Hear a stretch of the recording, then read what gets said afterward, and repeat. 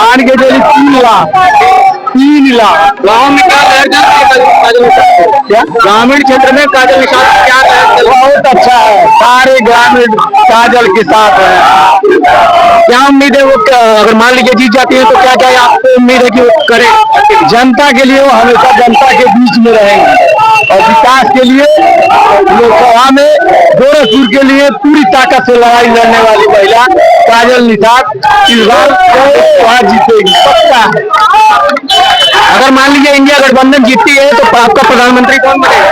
तो हमारे सांसद लोग तय करेंगे। जितने इंडिया गठबंधन के सांसद जाएंगे वो सब तय करेंगे कि कौन प्रधानमंत्री बनने लायक। आप बता सकते हैं कि काजल निषाद इस पर कितने अंतरों से जीतेंगी? सबसे पहले आपके चैनल को बहुत बहुत नमस्कार। इंडिया गठबंधन की तरफ से आप लोगों को बहुत बहुत स्वागत है। मिलना है बंधन। मैं सदन प्रसाद के लिए काजल निषाद के लिए काफी मेहनत कर रहा हूँ और इंडिया गठबंधन के दोनों प्रत्याशी भारी बहुमत से जीतेंगे। करवाने वाला है समाजवादी पार्टी।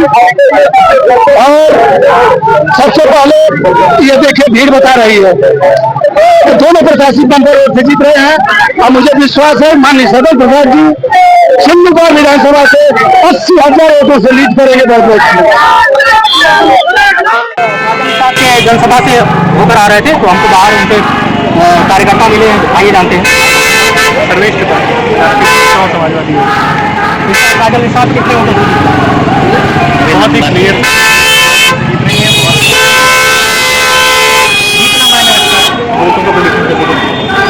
तो इस बार आप मान लीजिए काजल निषाद जीतती है तो गोरखपुर के लिए उनके क्या मुद्दे रहे? मुख्य मुद्दे वही है। मुद्दा हमारा रोजगार का है जो हमारी युवा साथी पेपर लीक जो हो रहे हैं सबसे बड़ा मुद्दा है। लोगों को महंगाई कम हो। देखिए लोकसभा का जो चुनाव होता है वो लोकसभा का चुनाव होता है उसके मुद्दे पूरे देश के लिए होते हैं। सबसे बड़ा मुद्दा ये है कि जो हमारे जवान हैं उनको रोजगार मिले, जो हमारे युवक हैं उनको रोजगार मिले। 13 बार वेतन लीक हुआ। मुख्यमंत्री की क्या हालत है?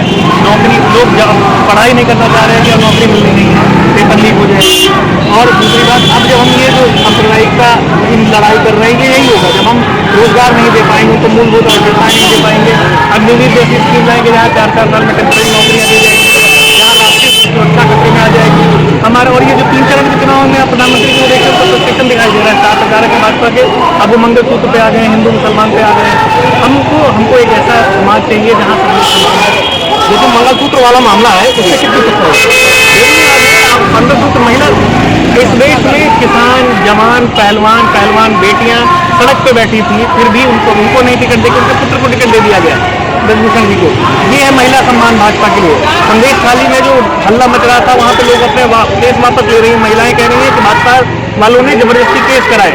आप रेवन्ना जी का देख लीजिए, कर्नाटक में जर्मनी भगा दिया गया, उनको 3,000 से ज्यादा उनके पास वीडियोस मिले थे। महिलाओं का जो रेपिस्ट है जो दुष्प्रचार कर रहा है जो दुष्कर्म कर रहा है उसके लिए हमारे प्रधानमंत्री कहते हैं कि इनको दिया हुआ है हर वोट मुझे दिया जाएगा, मोदी जी को दिया जाएगा। तो जो महिला सम्मान जिस पार्टी इतना कर रही है वो पार्टी वो क्या मंगलसूत्र की बात कर रहा है? दूसरी बात मंगलसूत्र में भाई साहब सोना होता है, सोना 74-75 हज़ार चल रहा है। इतनी महंगाई बढ़ चुकी है, काहे का मंगलसूत्र जब आप सोना नहीं खरीद सकती हमारी गरीब महिला। तो ये सब बेबुनियाद चीजें हैं। जैसे जैसे आते जाएंगे तो देखिए आखिरी चरण तक और क्या क्या मुद्दे आते हैं। तो महंगाई पे मान लीजिए आपकी इंडिया गठबंधन सरकार आती है तो वो क्या पॉलिसी लाएगी? देखिए महंगाई बहुत सारी चीज़ें होती हैं, रेपो रेट इन्फ्लेशन बहुत सारी चीज़ों पर ध्यान दिया जाना चाहिए। आपकी फॉरेन पॉलिसी कैसी होती है उस पर डिपेंड करता है। आप कितने जो फॉरेन लोन्स है फॉरेन डेट्स हैं ये पूरी इकोनॉमिक्स है। अगर उस पर ध्यान दिया जाए आपके RBI जो रिजर्व बैंक ऑफ इंडिया है उसका जो गवर्नर है आप रघुराम राजन जैसे लोगों की बात सुनना बंद कर दिया। आपके पास एक फुल टाइम गवर्नर जो इकोनॉमिस्ट है, RBI का गवर्नर नहीं है। तो पहले तो मुद्दे होने चाहिए, हम उनके सुन नहीं रहे। हम मंदिरों पे शंकराचार्य की नहीं सुनते, हम इकोनॉमिक्स में इकोनॉमिक्स की नहीं सुनते, हम एक IAS बैठा देते हैं। आपके जो फाइनेंस मिनिस्टर है वो कहते हैं हम प्याज नहीं खाते तो प्याज का दाम नहीं पता मतलब नहीं है। तो आप जब उसके प्रति संवेदनशील होंगे तो महंगाई भी अपने आप बेहतर होगी। सत्ता पक्ष हमेशा आपसे आरोप रहता है कि आपकी जब सरकार आती है तो दबंगई बढ़ जाती है, तो उस पर आपके क्या विचार? मुद्दा ये है कि दबंगई या फिर लॉ एंड ऑर्डर के लिए आपने कदम क्या उठाया? जब हमारी सरकार हमने डायल 100 हम लगाए, तो सबसे अच्छा वो पुलिस सिस्टम है वो ले आए और आज भी इफेक्टिव है। उससे तेज रिस्पॉन्स सिस्टम किसी राज्य में नहीं है। तो आप लॉ एंड ऑर्डर के लिए क्या कदम उठाते हैं? 10-90 महिलाओं के लिए आज भी वो एक मिसाल है लोगों के बीच। तो ये सारी चीजें इनके पास एक रोमियो स्क्वाड थी और बाकी चीजों को डिफेंड कर रहे हैं। अब आरोप लगाने पर जब आप दंगाइयों को और बाहुबलियों को मुख्यमंत्री और नेता बना देंगे तो यही होगा। जब अपने ऊपर आप एक राज्य का मुख्यमंत्री आप समझते होंगे अपने ऊपर किए गए केसों को वापस लेना शुरू कर देगा। जो चुने हुए मुख्यमंत्री लोकतंत्र में 2 राज्यों के उनको आप जेल में भेज देंगे, तो दबंगई कहाँ है? ये सबको दिख रही है, बस बोल देने से कुछ नहीं होता। जनता समझदार है और वो रिजल्ट करेगा। स्वास्थ्य सेक्टर में आपकी सरकार का क्या योजना रहेगा? जैसे वो तो दावा करते हैं कि हमने इतने एम्स बना दिए। बिल्कुल, आप जाके दरभंगा का एम्स देख लीजिए, कर्नाटक का एम्स देख लीजिए, जमीन पे आपको दिखाई दे जाएगा। लोग वीडियो दिखा रहे हैं कागजों पे क्या हुआ है। जो एम्स सबसे इफेक्टिव है वो किस सरकार में बना था वो सबको पता है। स्वास्थ्य के लिए हमारी जो सरकार थी, समाजवादी पार्टी की सरकार थी, माननीय राष्ट्रीय अखिलेश यादव का क्लियर विजन था। जो एम्बुलेंस सेवा थी वो लोगों तक एक कॉल पे पहुंचती थी।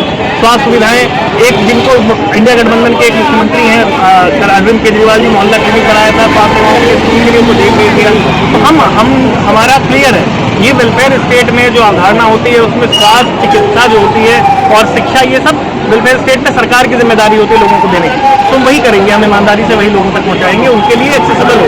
प्राइवेटाइजेशन पूंजीपतियों से लेके सरकार लोगों तक, जनता तक पहुंचाने लगेगी तो गरीब को भी उचित स्वास्थ्य और चिकित्सा मिलेगी। तो अभी थोड़ा सा हमको भी टाइम लगेगा। हमारी जो सभागार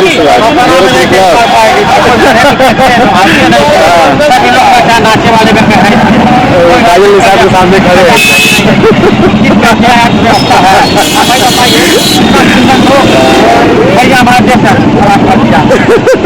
शाम को मुलाकात होगा।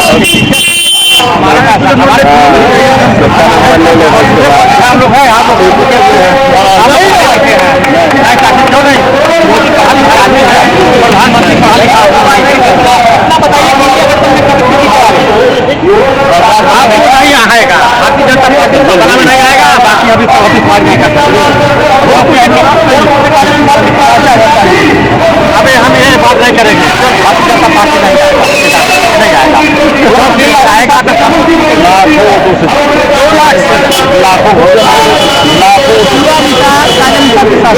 तो मान लीजिए इंडिया गठबंधन की सरकार आती है तो आप प्रधानमंत्री करेंगे, किसको देखेंगे? 2004 में आपने किसको देखा था?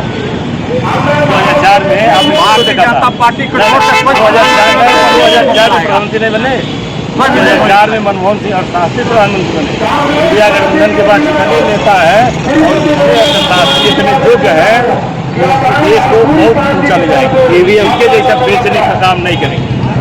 इंडिया गठबंधन का विकास का क्या क्या मुद्दा रहेगा जो आप धरातल पर साथ में? इंडिया गठबंधन के साथ में महंगाई कम होगी, किसान बच जाओ। अभी आपको इंडिया टेक रहेगा। जितना मोदी जी बेचे हैं तो प्रधानमंत्री कोई होगा उसको सब अडवाणी का सब वापिस लिया जाएगा। यही मुद्दा रहेगा। विकास के क्या क्या मुद्दे रहेंगे? इंडिया गठबंधन के विकास के मुद्दे किसान खुशहाल, खलिहान खुशहाल, नौजवान खुशहाल, ये मुद्दा सब शिक्षा, चिकित्सा, सब यही मुद्दे हैं। इस समय नौजवान काफी नाराज चल रहे हैं सरकार से। आपके इंडिया गठबंधन में उनके लिए क्या क्या योजनाएं रहेंगी? और अग्निवीर योजना बंद होगी, अस्थायी नौकरी होगी। जो केंद्र सरकार में 30 लाख नौकरियां रिक्त है उसको सरकार भरने का काम करेगी, युवाओं को रोजगार नौकरी देने का काम करेगी। जैसा पूर्व में राज्य सरकार में जब सपा की सरकार थी तभी पर्चे लीक होते थे और वर्तमान में जो सरकार है उनके समय में पर्चे लीक हो रहे हैं। तो क्या लगता है कि इस बार आपकी केंद्र में सरकार आती है तो आप क्या करेंगे उसके लिए? पर्चा लीक नहीं होगा, पहली बात। दूसरी बात यह है कि समाजवादी सरकार में पर्चा कोई लीक नहीं हुआ था, जितना सरकार में पर्चा लीक हो रहा है। बस पार्क के बगल में है सरकार 10 साल दी नहीं और तो और पर्चा लीक करवा। अरे यहाँ गेटवा के पास में है, मतलब गेटवा के इस बगल नहीं होगा जिधर रेडी। शिक्षा के क्षेत्र में आपकी क्या योजनाएं रहेंगी? बहुत योजनाएं रहेंगी। क्या खाएंगे बताइए? हमारा तो साफ है, एक से लेके दिल्ली तक शिक्षा फ्री है। हमारे घोषणा पत्र में, इंडिया के घोषणा पत्र में साथ ये है जी। सचिव से उनके बयानों को सुन रहे थे कि उनकी सरकार शिक्षा और रोजगार के लिए तमाम योजनाएं लाएगी। पूछेंगे तो कहेंगे मथुरा काशी बाकी है, अयोध्या ये मंदिर के लिए उनके पास समय है, युवाओं के लिए समय नहीं है। नीट का पेपर वो लीक हो गया पेपर, लेकिन इस बात में कोई चर्चा नहीं हुई है। इस बार युवा किसकी तरफ अपना रुझान दे रहा है? इस बार युवाओं के नेता केवल एक ही है, भारत में युवाओं के नेता एक है, केवल अखिलेश यादव भैया और कोई नहीं है युवाओं के नेता। भर्ती प्रक्रियाओं में अगर ये जो पर्चा लीक होने का मामला आ रहा है, क्या आप अपने मान लीजिए आपकी सरकार चुन के आती है तो उनसे क्या चाहेंगे? और पहली बात तो यहाँ नौकरी मिलेगी, ठीक है, बेरोजगारी नहीं रहेगी, गैस सिलेंडर जो इतना महंगा नहीं रहेगा, आप जी सकेंगे, आराम से जी सकेंगे, आप गरीब परिवार मतलब चलेगा, गरीबों का भी चलेगा। जिस प्रकार से चुनाव की सरगर्मी बढ़ी हुई है, क्या लगता है कि भाजपा इस बार 400 पार कर पाएगी या इंडिया गठबंधन उनके 400 के आंकड़े को रोक देगी? इस प्रकार की खबरों के लिए हमारे साथ बने रहिए। आप देख रहे थे संवाद क्रांति।